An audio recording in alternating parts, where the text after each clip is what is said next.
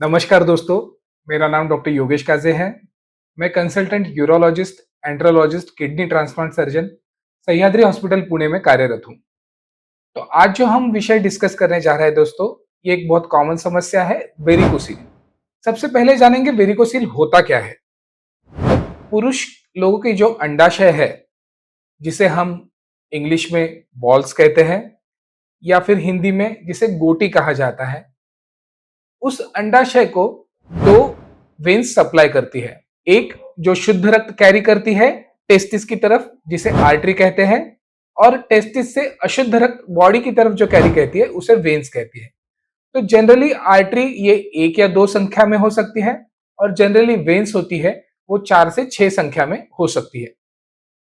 Varicocele में ये जो वेन्स है, इनका डायमीटर बढ़ जाता है। ये जो वेन्स है ये फूलने लगती है। इस वेन फूलने से प्रॉब्लम क्या होता है दोस्तों, कि जो टेस्टिस का टेम्परेचर है, टेस्टिस हमारी बदन से बाहर रखी गई है, तो इसके पीछे एक पर्पस है कि टेस्टिस का टेम्परेचर हमारे शरीर के टेम्परेचर से 2 सेल्सियस कम होना चाहिए, ताकि हमारा स्पर्म प्रोडक्शन है उस पर परिणाम न हो। लेकिन अगर ये वेन्स डायलेट हो गई और फूल गई, तो टेस्टिस का टेम्परेचर भी बॉडी टेम्परेचर से मैच करने लगता है, वहां की गर्मी बढ़ जाती है, जिसे हम वेरिकोसील कहते हैं। तो अगर किसी आदमी को वेरिकोसील बड़ी मात्रा में है, तो उसे क्या क्या प्रॉब्लम हो सकते हैं। उसके टेस्टिस में पेन हो सकता है, उस टेस्टिस का साइज दूसरे टेस्टिस के कंपैरिजन में कम हो सकता है, वहां की गर्मी बढ़ के उसके सीमेन के जो पैरामीटर है, वीर्य के जो शुक्राणु है, वो कम हो सकते हैं, ताकि उसे परिवार पैदा करने में, बच्चे पैदा करने में प्रॉब्लम हो सकती है, इनफर्टिलिटी की इश्यू हो सकती है।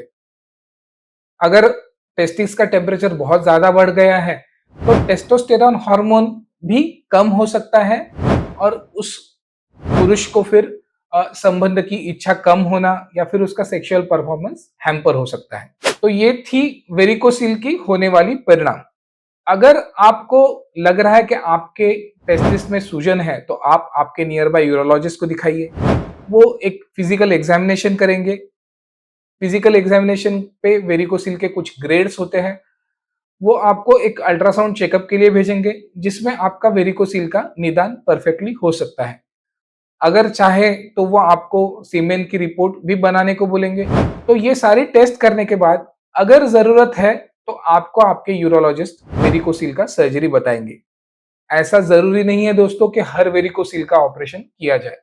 अगर सौम्य स्वरूप के वेरिकोसील है, तो एक अच्छी खासी रेस्ट लेना, स्क्रोटम को सपोर्टर पहनना, यानी जांग पर सपोर्टर पहनना, बर्फ से सेकना, इन सारी चीजों से वेरिकोसील ठीक भी हो सकती है। अगर वेरिकोसील की समस्या ज्यादा है, तो माइक्रो सर्जिकल वेरिकोसिलेक्टमी ये एक ऑपरेशन होता है, कि बहुत छोटा ऑपरेशन है। पेशेंट सेम डे पे या नेक्स्ट डे पे हम डिस्चार्ज करते हैं। ये सबसे ज्यादा गोल्ड स्टैंडर्ड ऑपरेशन कहा जाता है। ये सारी हो गई वेरिकोसील के बारे में जानकारी। वेरिकोसील होता क्यों है, ये आप सवाल मुझसे पूछेंगे।